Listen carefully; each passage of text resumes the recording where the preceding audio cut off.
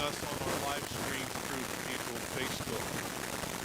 Tonight, we'll grant from the Cathedral's Bell Tower gift shop. I am happy to welcome you to the 21st Annual Augustinian. Our speaker, Susan Richburg Parker, grew up in St. Augustine, surrounded, as she says, by the vestiges of our city's history. She specializes in the Spanish presence in what is now the southeastern part of the United States. She holds a PhD and an MA in colonial history from the University of Florida, and a bachelor's degree in Spanish from Florida State University, Go Noles. She has taught at the University of Florida, the University of South Florida, as well as the University of North Florida. Dr. Parker served for several years as the executive director of the St. Augustine Historical Society and has been a historian and later a preservation consultant for Florida's Department of State. Just recently, she became the clerk historian for the St. Johns County Clerk Board. Dr. Parker has written quite extensively, including most recently in 2019, the book Oldest City, The History of St. Augustine. For all of her many contributions, she was recognized in 2008 by the Florida Historical Society with the Rossiter Award for Outstanding Woman in Florida History. And in 2015, she was knighted by the St. Augustine Easter Week Festival Committee. And almost every Sunday, you can read her column in our local newspaper, the St. Augustine Record, entitled The Oldest City, which she has been writing since 1996. For me, a must-read every Sunday. Susan has 2 sons, a daughter, and 4 granddaughters, and lives with what she calls an ancient, an old, and a middle-aged dog. We are fortunate to have her with us as the speaker for this year's Augustinian address. Please join me in welcoming Dr. Susan Parker.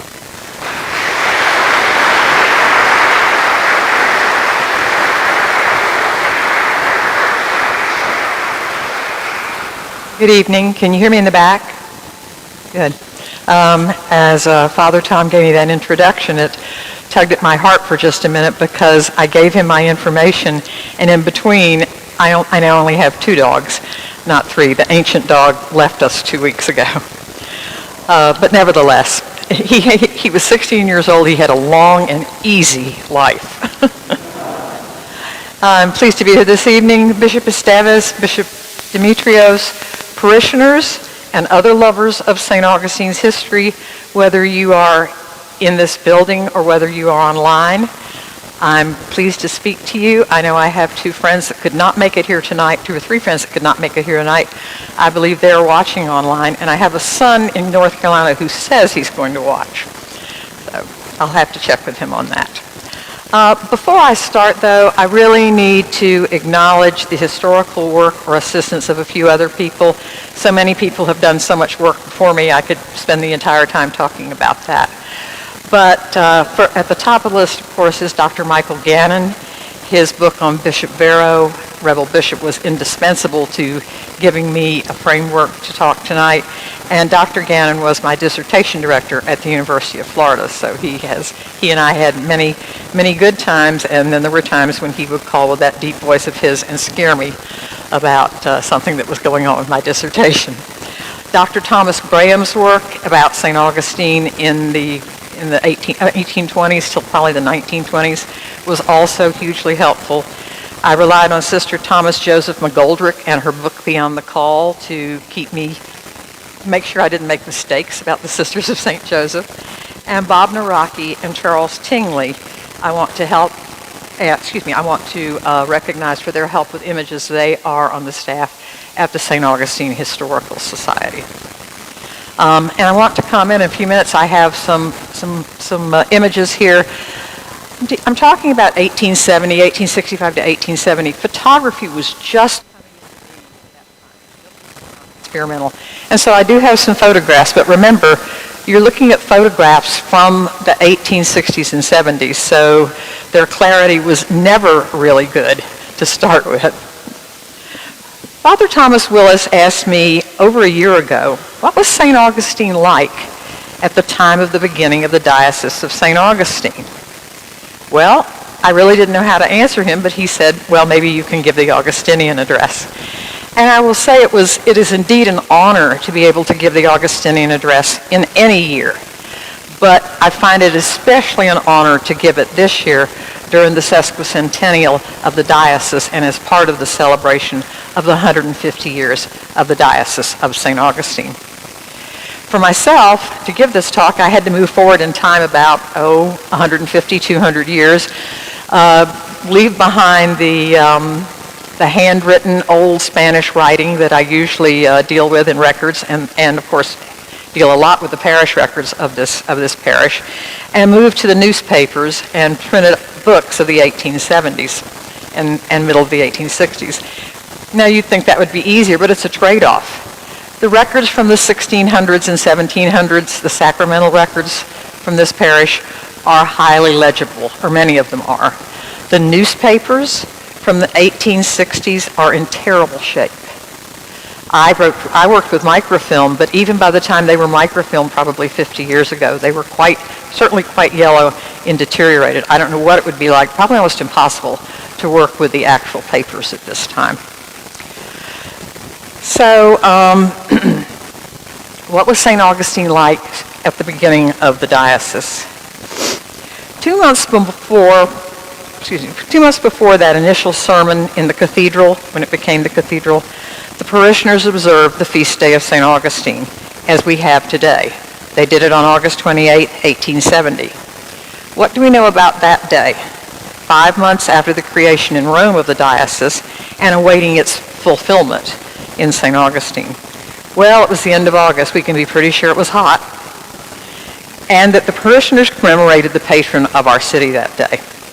It had been just over 3 centuries since our city had been named for St. Augustine of Hippo. And we know that on St. Augustine's Day in 1870, Bishop Vero was still in Europe. It was a hard time for the residents of the South in the years right after the Civil War. For 1870 was actually only 5 years after the end of the war. And although St. Augustine itself had been occupied by Union troops for 3 of the 4 years of that conflict, so they had dealt with Union soldiers much longer.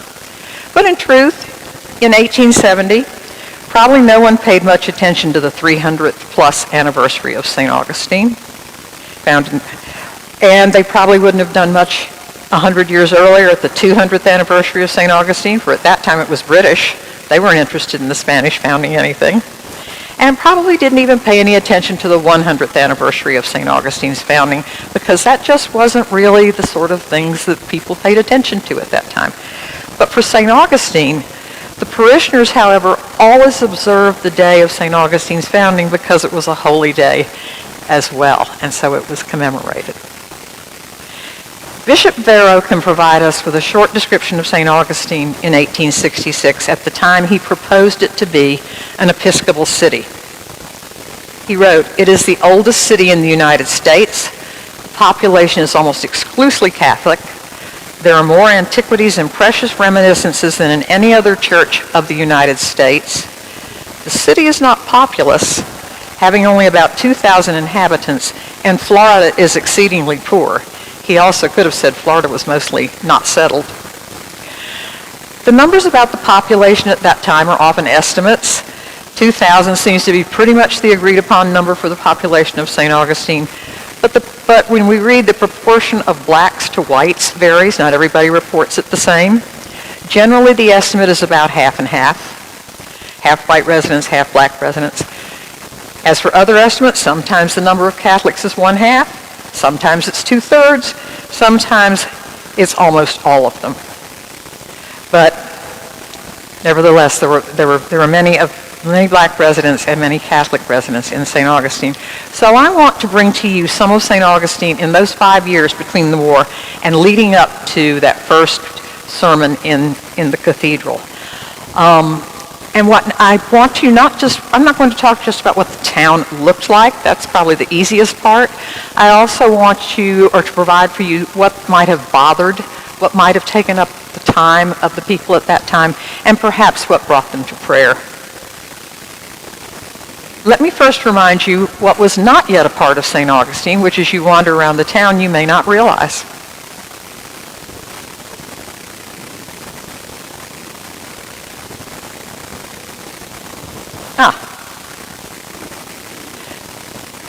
I think that if you lived in St. Augustine in the 1870s, you would have felt very much like you were living almost right in the ocean. This is a painting done about that time, obviously with a fort. There is the marshy end of Anastasia Island, which of course where Davis Shores is today, and Conch Island doesn't exist at all. I have a photo which is a little beyond our time but really illustrates this. You can see it's later, the tower is there on the tip. But look out there.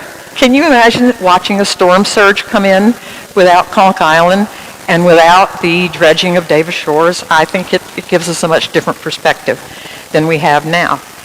As I said, this is a later photo. At the time, there was no way to cross to Anastasia Island except by boat. There was no way to cross to Volano Beach except by boat, except it wasn't called Volano Beach yet. The current lighthouse had not been built, and its lens had only recently been put back in place after it was removed during the war. Sketch of the old lighthouse, which in 1870 was still literally hanging on to the edge of the beach in front of where the lighthouse is now. Construction on the new tower actually began in 1871. For me, one of the most difficult differences to envision is that Maria Sanchez Creek was where Cordova Street and the Hotel Ponstilian and the Alcazar are now. And that is a photo taken before Maria Sanchez Creek was filled in. This bridge is Bridge Street. And I think it's hard when we look that direction. It's hard to imagine that. But the next time you drive or walk across the intersection of Cordova and King, try to imagine looking down towards that scene with Maria Sanchez Creek not filled in. And on a smaller issue, Cathedral Place ended right here. The rest of the street had not been cut through. You can see that. Here's the plaza, there's the cathedral, and there's the end of the street. Now, one thing that did arrive in 1867 was the telegraph. The people that were here at the time didn't think it would have much meaning for them. I don't think they realized that it would really speed up their communication with the rest of the world and finding out the news for the rest of the world. There was no railroad yet that came to St. Augustine. Most people came by the stagecoach from Piccolata. You could arrive by ship at the waterfront from Charleston, but most distance travelers came up the St. Johns River. The voyage from Charleston to Piccolata took about a day and a half with several stops in between. Later, the railroads to the north would bring visitors most of the way, but then they would get on the boat to Piccolata. So what was St. Augustine like when the diocese was formed in October of 1870? As I said, to find this out, I looked at two different sources, or mainly two different sources, tourist guidebooks and the local newspapers. And they are widely different perspectives, as you can imagine, as to what St. Augustine is like. Let me see what this next. Okay. There, excuse me, I thought that was it. There is the, that's the fee for traveling from New York to various places. I don't know how well you can see that, but to, let me see, to Piccolata, it's $28.75. But you do have to buy a special ticket from Piccolata to St. Augustine. That's not included. As I said, I used different sources. I used guidebooks in the St. Augustine newspapers, and they are widely different perspectives. But there is one thing that almost everybody could agree on, whether you were a visitor or a resident, and that was how miserable the stagecoach ride between St. Augustine and Piccolata was. Everybody complained about the 4 hours of torture of riding on the coach on an extremely bumpy, pock-filled road, and then you had to cross the San Sebastian River when you got here. And the bridge had been removed by the Union soldiers that went across the San Sebastian. And so in 1865, 66, 1870, you got to the west bank of the, this is the east bank, the side where the railroad offices are and the San Sebastian winery. And there was this little wooden ferry that was pulled by ropes. So the stagecoach went on that, and they roped you across. There's the view from the other side.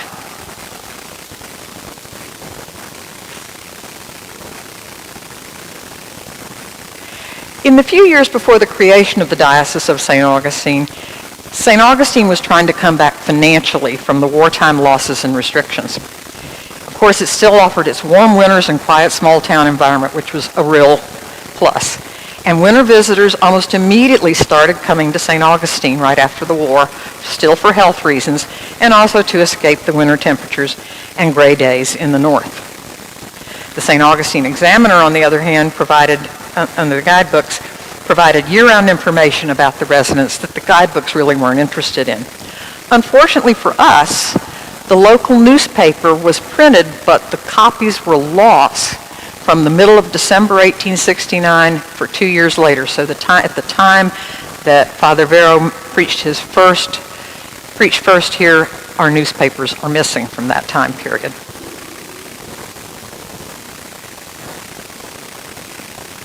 St. Augustine, as I said, suffered economic loss and shortage of supplies, but it did not have to recover from the devastating damage like its neighbor Jacksonville did.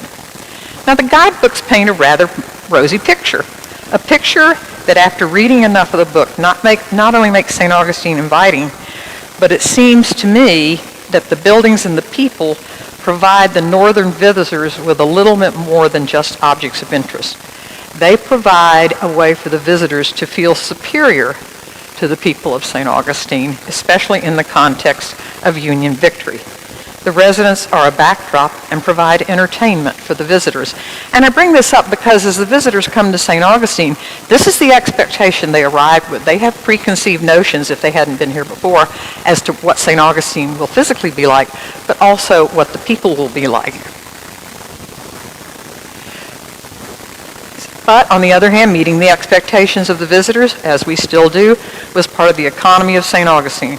The concern for heads on beds is not a recent thing. The travel guides focused on the weather and the environment, accommodations, of course, hotels and boarding houses, not so much unlike what they do today, some of the other buildings, and the history, as the guidebooks cared to present it, of St. Augustine. Now, the travel guides, of course, focus on the winter months when visitors from the north wish to visit and what the visitors might want to know. For them, St. Augustine was a place that only existed half a year.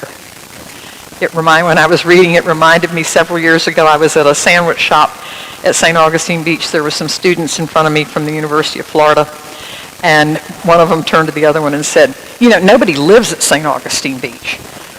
There aren't any people here except when the students come over for the weekend." And so I think perhaps that was rather, the winter visitors rather had that. Interestingly enough, though, the guidebooks were available, I was surprised, immediately after the war. I mean immediately. One of them is dated March 1st, 1865. That is 3 weeks after Lee surrendered.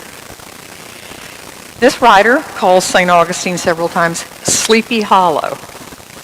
Now, he did not say anything about Ichabod Crane being here, and perhaps that is not surprising, because a great number of the winter visitors to St. Augustine came from New York, and there's a list in the newspaper of the visitors at the hotels and where their home cities are, and I would say, although in an unscientific survey, probably the majority of them at this time were from New York. The guidebooks offer description, what the visitor sees and how the visitors interpret it. The goal is to make St. Augustine alluring and thus exotic to the northern clientele. As I said, it plays to the sense of superiority of the tourist in comparison to the resident. The travel guides add a lot of incorrect and elaborated descriptions, but as I said, we cannot ignore them, for they make up the picture of the city. And I will say the current writers also rely on them often as for a true picture of the city. They're very easy to read. They're kind of fun to read. The newspaper was not as much fun. As you can imagine in the guidebooks, the city's Spanish and Catholic past looms large in this strange city that's part of the United States. The ways of St. Augustine were maybe exotic, maybe unfamiliar, but let's face it, they were wrong. And no doubt the local themselves often wildly told incorrect stories to make them even more memorable, or perhaps to get a better tip. If I had to sum up what the guidebook said in one sentence, the sort of guidebook elevator speech, it would be, love the weather, can't say much for the Spanish culture. Visitors and travel guides praise the weather, of course, the mild temperatures, sea breeze, the fresh seafood, the abundance of fish. They were less lauding of the look of the town, its buildings, and the papist church, and still less complimentary of the residents, and often thumbs down about the boarding houses and hotels. The transportation into the city received the most complaints. Somehow transportation always seems to overwhelm our lives. The book American Seaside Resorts, a handbook for health and pleasure seekers, said, perhaps no city in the Union is so foreign in its character and appearance as this. 2/3 of its population are of Spanish origin and still speak the language of its ancestors. Its whole moral and social aspect is wholly unfamiliar to eyes unaccustomed to the wide-awake activity of an American town. In short, it's a city gone to seed. Dark Spanish faces with coal black brows and liquid eyes look out from the windows. One of those faces was a woman, Madame Oliveras, as she searched for her husband gone to the rebel army, and waited for the knowledge of his fate. Meanwhile, she made an entire catalog of palmetto fancy work, braiding it, hats, all sorts of other things, to sell to support herself. He says, there are no rebels here, only baskets. Of course, the government will never interfere the government will never think of interfering with their little plantations. Surely they meant no harm and knew no better than to fight for their state, as they were told. Even the guidebooks offered a perspective that most Northerners did not expect the federal intervention that would come to the former Confederate states in the next years. How about the church? The building, of course, has been renovated and rebuilt several times since 1860s, 1870s, but we're still in that same location. It was on the plaza, of course, very antique in appearance and comparatively new in reality. One writer said of the church, it's of the periwig style and is of the worst possible taste. Now, I don't know what the periwig style is. I was not able to find that in the unabridged dictionary, so perhaps it was something of the time. Then there was the English visitor that commented on the names of our fort here. San Marcos, San Juan, which was never the name of the masonry fort, but that's beside the point, and Fort Marion, which he assumed suggested that Marion turned out to be a sinner and had to drop the saint from his name, not realizing its name came from Francis Marion, a Revolutionary War soldier. In the fort's little chapel, they claimed that the brown-cowled Franciscan told his breviary regardless of the shrieks of his heretical victims in the adjacent vaults, and one might hear the rattle of the chains and the grinding of the instruments of torture. What a northern perspective on things like this. And while there may have been interrogations in the fort at some time, certainly the colonial years, they were most likely of enemy prisoners or captors from whom they were trying to get information. The coquina houses, which we still have a lot of them with us, are eminently picturesque, but not as healthy as frame structures in the north. They're substantial houses and rather antediluvian, looking like they come from some time before the Great Flood and Noah's Ark. Their wooden ornamentation have the gay paint all faded and weather-stained in a rather somber gray hue, all in keeping with the surroundings, which is the result of age, neglect, sun, and saline air. Menorcans, or the sub-Spanish population, still adhere to their traditions and refuse to be reformed. They build for the summertime, squat, dark, low-windowed, disagreeably dark, and rheumatically damp buildings. Despite their opinions, the visitors found St. Augustine's treasures collectible and often took them out of the cities as souvenirs to display in their northern venues and supposedly for safekeeping. And I'm still wondering how many of those, we seem to turn those up from time to time, of someone who took something out of the city that should have stayed here. To sum up, the guidebook said, good society is always found in St. Augustine in the winter months. Now, let me see, I may have let this go. I didn't. Okay, but aren't we curious about the other 6 months of the year? From May through sometime in November when the tourists weren't here? Here we go to the newspapers to provide the information on the residents. And as I said, it's not as entertaining as reading the guidebooks, but still we can make some conjectures and get some ideas of what was planned or what came to pass and what was advertised. Surely the new status, the freedom of black residents, would have the longest impact on our town and the region. And it is easy for us today to look back and assign perhaps more importance in the minds of the people 150 years ago than that might have had, for they could not foresee all that would be coming in the future. Let's remember, after the emancipation of the blacks, many people just thought that was it. We'll just free them and we don't need a plan, we don't need anything else. It'll just all work out. The freedom of blacks in St. Augustine and in the rest of the country is an extremely important matter and deserves a presentation all its own, and I am not going to digress into that at this time. Most of the 5 years between the end of the Civil War and the creation of the diocese, the parishioners and other citizens were focused on trying to straighten out their lives after the end of the war. As I said, St. Augustine was not as damaged as many places in the South, but still St. Augustine had suffered economic loss. The loss of cash from the absence of northern visitors for the war years was a notable factor. Obviously, this would be a term we've heard a lot right now, the new normal. St. Augustine needed income, and that would come immediately, largely from tourists, and some from the U.S. Army soldiers here in St. Augustine.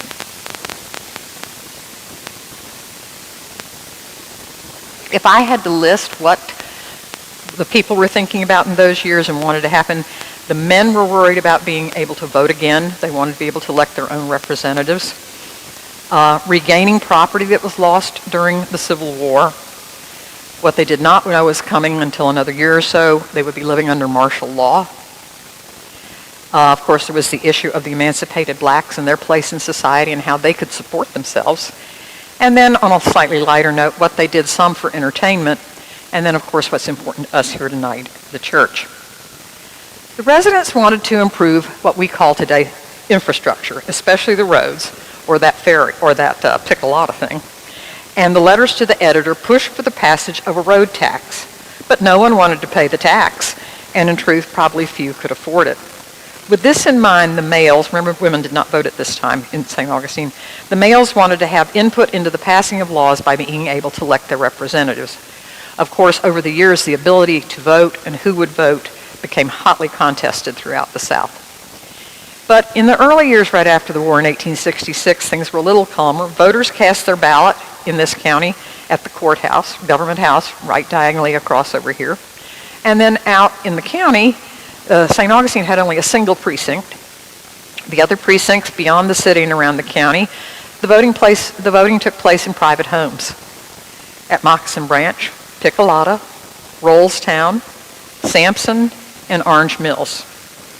And it was a confusing time for voters, as I'd mentioned. U.S. President Andrew Johnson had quickly pardoned many officials and soldiers of the Confederate States soon after the war ended. But men in Congress opposed the move and legislated requirements for areas, quote, that had been in rebellion before they would be allowed to vote. So you can see the vote comes in, the vote goes out. There were public health issues after the war. There was contagious disease among the U.S. troops. Shortages of food, especially corn, imperiled everyone, including those horses that pulled the Picolata stage. Epidemics were a concern, and quarantines were ordered and then lifted. I would have to say, as I put these ideas together, I was surprised at how much it resembled some of the things we're dealing with right now. And I think it's the stress of big upheaval and the things that we have to resolve. In 1866, the 7th Army Regiment arrived with cholera in St. Augustine, and U.S. Army Colonel Sprague ordered the soldiers quarantined on land north of the fort, and he also quarantined them on Anastasia Island. Cholera was a disease that was more likely to appear among soldiers, as camp conditions often led to cholera. But there was another contagion that the people of St. Augustine and throughout the South had been worried about for a long time, and that was yellow fever. And yellow fever was not nearly as discriminating as cholera. The Examiner in 1866 and 1867 carried running reports about the number of yellow fever fatalities, just like we have now for COVID-19. There apparently was little of it in St. Augustine at the time, although there was great concern, and they reported on the number of deaths in New Orleans, Pensacola, Warrington, which is near Pensacola, and Corpus Christi, Texas. It appears at this time from these it would seem it was rather isolated in the Gulf at that time. It was not known, of course, in 1870 that yellow fever was a virus that was spread by mosquitoes. Yellow fever, however, had been a long time unwelcome visitor to St. Augustine, before probably any other city in the United States, given St. Augustine's age. Yellow fever had been showing up in this city since 1649, when it first came in, believed to have come in water casks that were put on board the ships in Cuba. And speaking of Cuba, just as a little sidelight, also in St. Augustine at this year were Cuban refugees who had left Cuba during the 10 Years' War for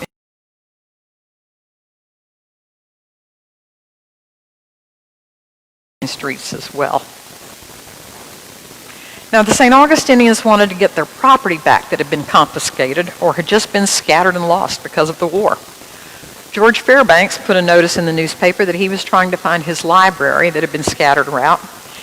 And in what seems to me rather like community solidarity, the Examiner carried notices asking residents to stay away from the public auction of U.S. property tax sales.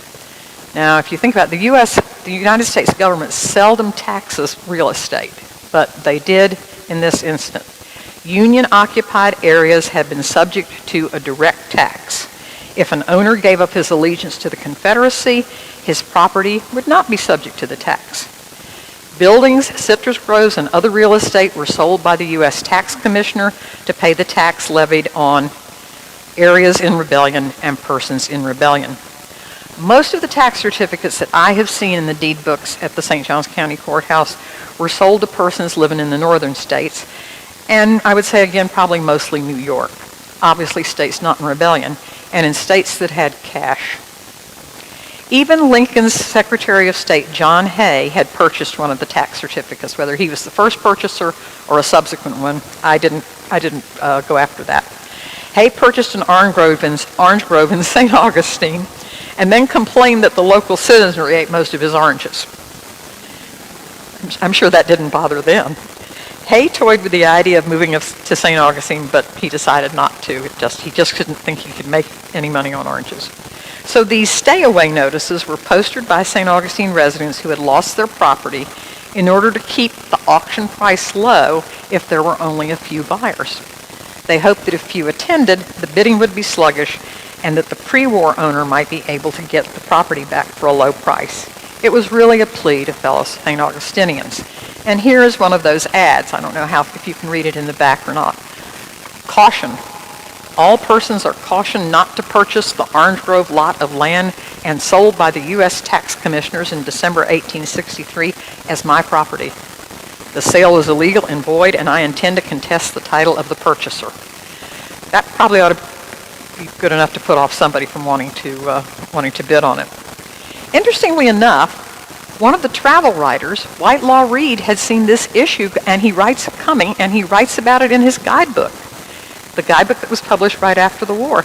He wondered how the land titles in the South might be resolved, and also noted that the purchasers of the tax deed would have to bear the odium, the disdain, and the hatred, really, of the returning soldiers, who will soon make up the bulk of the population and taking advantages of their misfortunes and helplessness to gain repossession of their property for practically nothing. I'm not sure he was supportive of these people, but he did foresee it coming. What did they do for money? Providing lodging and entertainment for tourists, of course, would bring cash to local workers. Cash brought in by visitors was an important aspect of St. Augustine at that time. And cash didn't just provide the ability to buy things which we think about it today. Cash was often hard to come by in the middle of the 1800s. That's why people bartered so much. Just hard cash was hard to come by. It enabled residents here to buy items that required cash, things that couldn't be bartered for, usually things that had to be sent in and somebody had to pay cash in order to purchase them. Many other places in the South did not have this influx of cash that St. Augustine did. Now, of course, as I said, providing lodging and supporting that lodging brought in cash. This is the Magnolia Hotel, a sketch made by Henry Morton in 1867. It advertised it had 60 rooms that were well ventilated and warm, with over 300 feet of piazzas, in other words, porches. St. Augustinians also offered leisure services to the visitors. They provided sailing in the bay, horses to ride in the countryside, and they served as guides for hunting parties. The Florida House, there's an earlier picture of, but in color, of the Magnolia Hotel. And then the Magnolia House. This is a little bit later after this time, but I couldn't find a really good picture for you right at that time. The Florida House, which was also a hotel, had an ice house by 1867. Everybody was very excited about a decent ice house in St. Augustine. And in 1867, that year, St. Augustine had really come up. It now received mail 5 times a week. 3 deliveries overland from Jacksonville, 1 from the weekly steamer from Jacksonville, and the mail also came on that stagecoach from the riverboats to Piccolata. So you remember those things that the guidebook said about St. Augustine? Well, the editor of the St. Augustine Examiner decided that in January of 1869, he was going to take on the guidebooks and correct some of their unflattering comments. He told them that St. Augustine did indeed have stores and workshops, despite what they said. I didn't read you those quotes. He said they just didn't need to build a 7-story building in order to do work like they did in the Northeast. Local stores did not have signs outside, and thus the visitors could not detect how many we had. The newspaper, however, advertised the arrival of all sorts of goods, and often, especially regarding food, the name of the ship that delivered the items, and the date that it.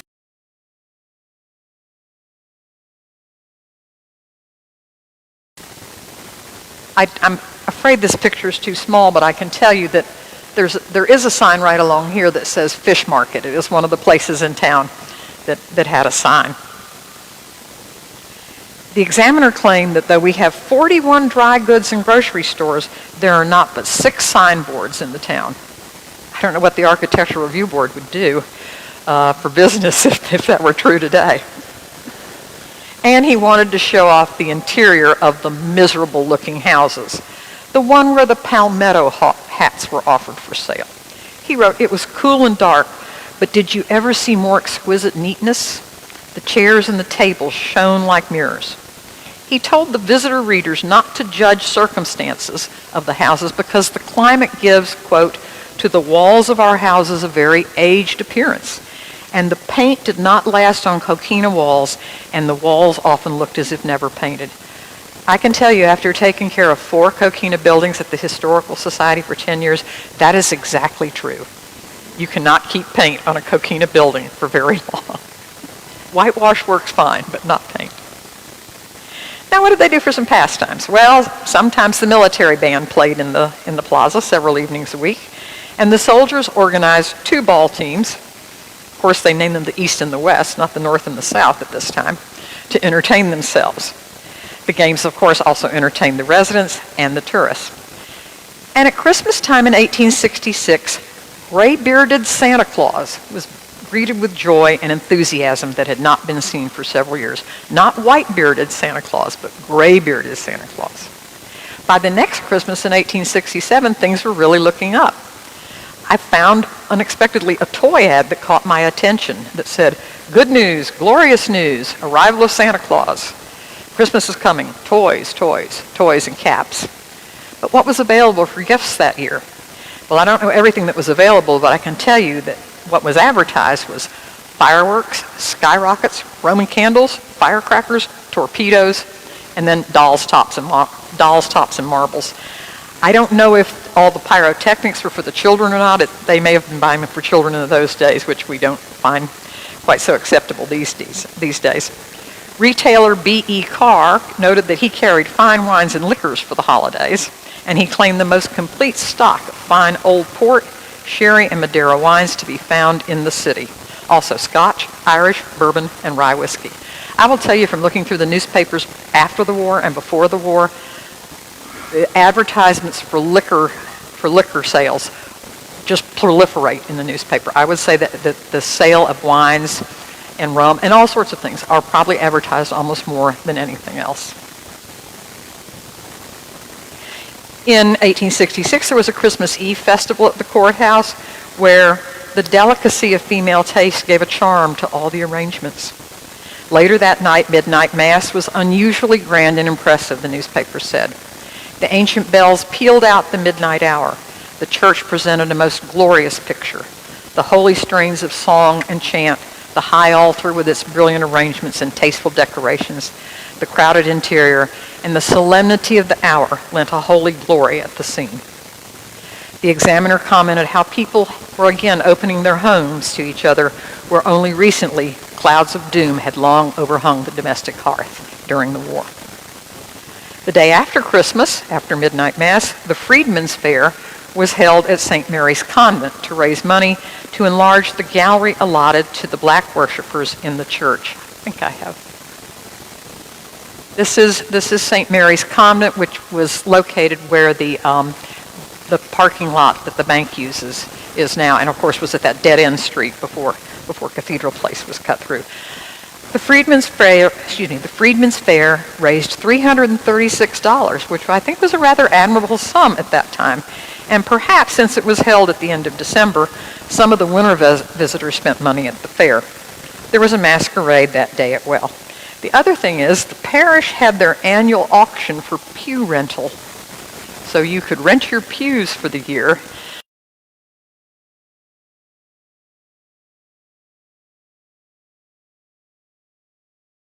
As well that the people in St. Augustine that Christmas of 1866 were little aware of what Congress had been doing during that month of December. In Congress, a majority now agreed on the necessity of creating new southern state governments on the basis of black suffrage and excluding ex-rebels.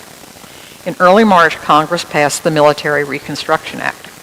The actual title of the initial legislation was an act to provide for a more efficient government of the rebel states. Fulfillment of the requirement of the act was necessary for the former Confederate states and their male residents, for the states to be readmitted to the Union, and for the end of military and federal control that was being imposed after the American Civil War. During Holy Week of 1867, St. Augustinians were greeted, possibly by flyers, I don't know about that, but certainly in the newspaper, which must have been the chilling news of General Order No. 2, which read, "Martial law is now enforced throughout the state." There were other orders that had also been issued, some positive, some not. The orders had disbanded and forbidden militias in Florida, and the orders also prohibited the practice of whippings as criminal sentences. By the end of June 1868, Congress had accepted a new Florida Constitution, and our state could now elect persons to serve in Congress. With the new state constitution in place, federal military oversight of Florida came to an end.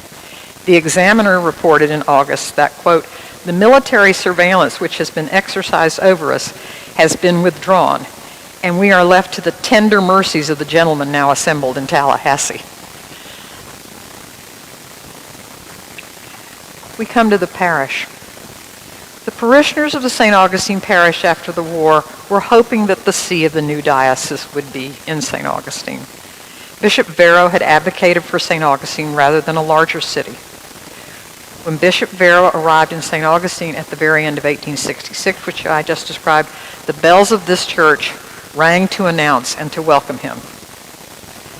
Black Catholics participated in that. Black Catholics had been parishioners in St. Augustine for centuries, since the time of the city's founding in 1565. St. Augustine had had a number of free blacks among its residents and parishioners for a long time, but then in the 1800s, the number of free black persons dwindled almost everywhere, not just here. Now, in 1866, the emancipated black parishioners worked to demonstrate their religious fervor and claim their new status, as we saw with the fair that they held to enlarge.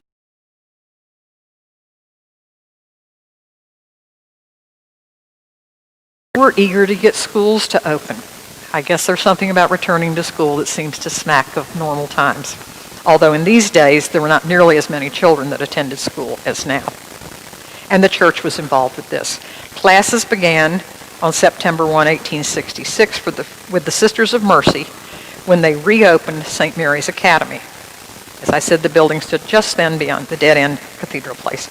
Board and tuition for the year was $200, and the students would need $6 in pocket change for the year. Just as the 1866 school year began at St. Mary's, the Sisters of St. Joseph from France arrived in St. Augustine, and they lived temporarily in the St. Mary's convent as well. As we all know here, they had been recruited to teach the now free blacks in St. Augustine. Bishop Vero entered St. Augustine on October 22, 1870, with tolerably great pomp, said the newspaper, and the next day he preached an inaugural sermon in the cathedral church. At that time, Bishop Vero preached that he adhered to the constitutions adopted by the Vatican Council, which he had recently attended in Rome. 4 months later, he delivered 4 lectures to large crowds in the cathedral about the deliberations in Rome. As I mentioned, unfortunately, without the copies of the St. Augustine newspaper at the time, we do not know what else was happening in St. Augustine in quite those days. And the information that I gave you relies on reports that appeared in other newspapers that reprinted what the Examiner had written. And Michael Gannon relied on these clippings from the Catholic Mirror, the Baltimore newspaper, I think a Chicago newspaper, to provide us the information about the time of the diocese's first services in his book, Rebel Bishop. As I pondered what St. Augustine was like around 1870, it became apparent to me what a great benefit the presence and leadership of Bishop Augustine Vero was to the parishioners and to all the residents of St. Augustine. Because of the organization that the Catholic Church brought to the parishioners, Bishop Vero held a credible position and could speak with authority, both on religious matters, but really on social matters and just social interaction. And he knew well that a large part of St. Augustine's population was Catholic, he had mentioned that, and thus his words and actions would be given a hearing, if not always agreement, at a time when the population needed guidance. It was a time when the population sometimes wasn't quite sure who was in charge and in which direction they should go. Bishop Vero, it seems to me, was one who did not fight changes once they were in place or their unintended consequences. He knew that whatever the movement or events of the times might be, change back was not likely, and he adapted. The 13th Amendment to the U.S. Constitution, passed in 1865, declared that neither slavery nor involuntary servitude shall exist within the United States. Bishop Vero retooled and reconfigured his position on slavery and moved quickly to bring educational opportunity to prepare blacks to participate better in the economy and in political life. Remember, I had mentioned that a lot of people just that will free them, and then there was no thought about what might happen afterwards. Bishop Vero could see more needed to be done. And of course, there were those that fought the opening of the black school. The opening of the schools by the Sisters of St. Joseph, not just in St. Augustine, but in the diocese, reached out to black citizens, and especially to the youngest black residents.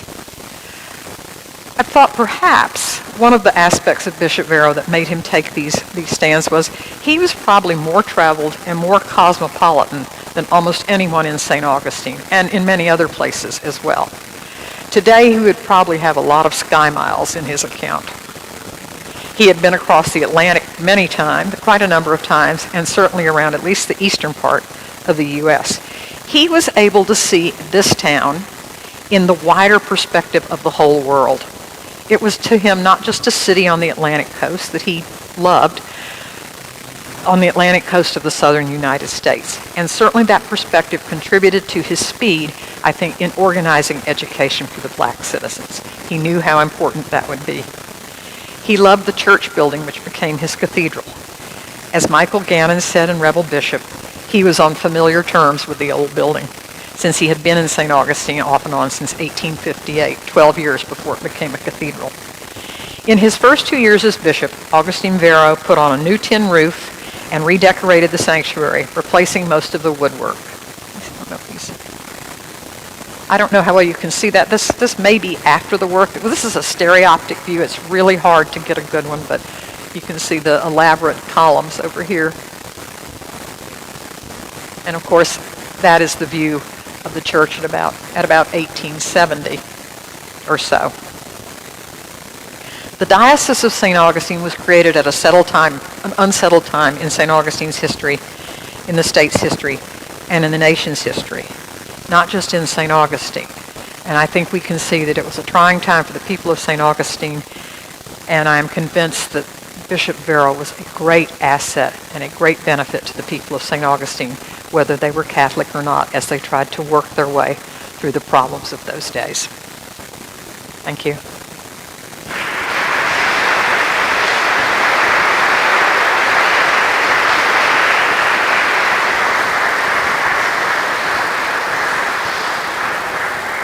Can I ask you a favor? Could you go back to that picture of the interior of the cathedral? I hope.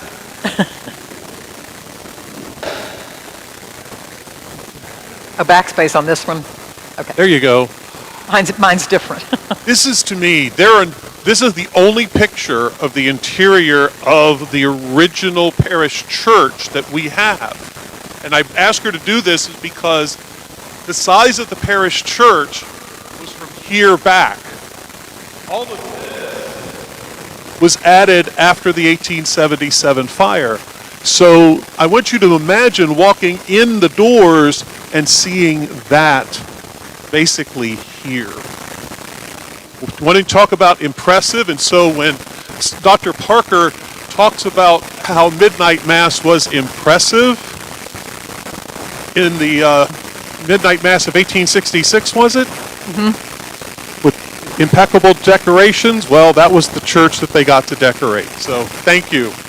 Unfortunately, there was a sketch of the galleries where the blacks, because they were segregated at this time in the church, the galleries, but the sketch was so bad you would have to be almost right up here on the computer to look at it. It's just railings on, I guess, over on that side. Would you be able to take a couple of questions? If I can answer them. You can answer them. Any questions from folks?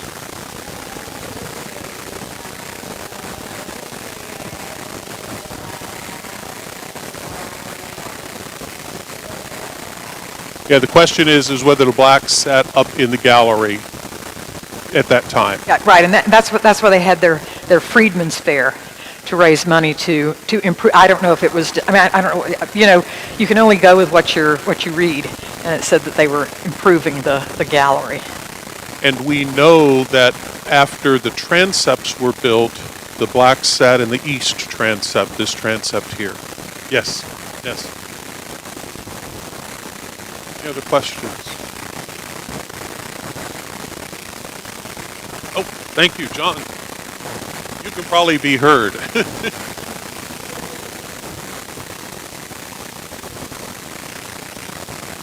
Can you give us any sense of the relationship of this parish church at that time, and was the Episcopal Church across the street there at the same time? There were a few comments as you went about possible tensions and so forth, and we had just had the First Vatican Council, which wasn't as ecumenically minded as the second. So what kind of relationship do you run into? Any comments on that? And you know, I really didn't focus on the ecumenical councils and things like that. I think probably one of the funniest things is, and Father Thomas has talked about this, is that the Episcopal Church parishioners felt that the bells in the cathedral were poorly timed, and it would interrupt their service. And not only that, the bell apparently that they had in the cathedral at that time was not very melodious, and it clanged and it clanged. It still isn't. So I don't, you know, you asked me a different sort of question, which I really can't answer.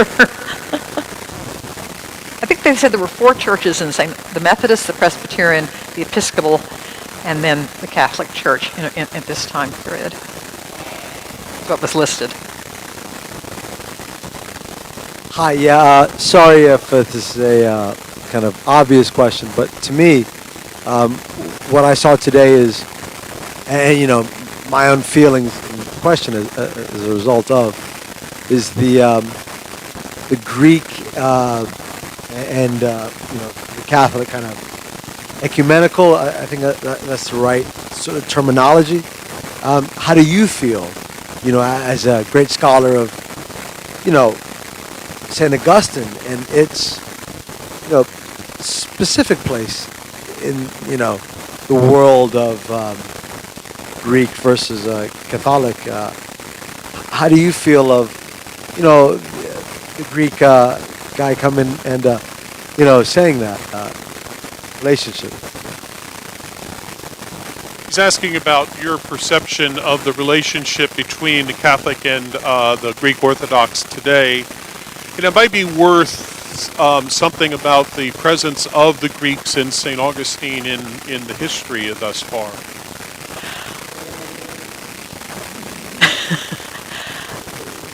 I don't see anything about the Greek Orthodox Church in St. Augustine at this time. Right. It comes. We do know that there were Greeks in St. Augustine. Right, and of course, most, as we know, when the when the laborers came over for New Smyrna, I generally call them Mediterraneans because they're from so many different places. But since the Menorcans outnumbered everybody else through intermarriage, they became by second generation largely. Right.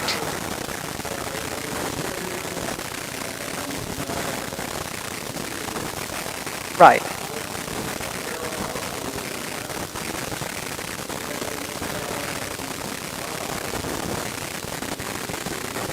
Right. And all the other Mediterraneans that came they all became sort of engrossed into this term Menorcans, whether they were Corsican or Majorcan or from other areas.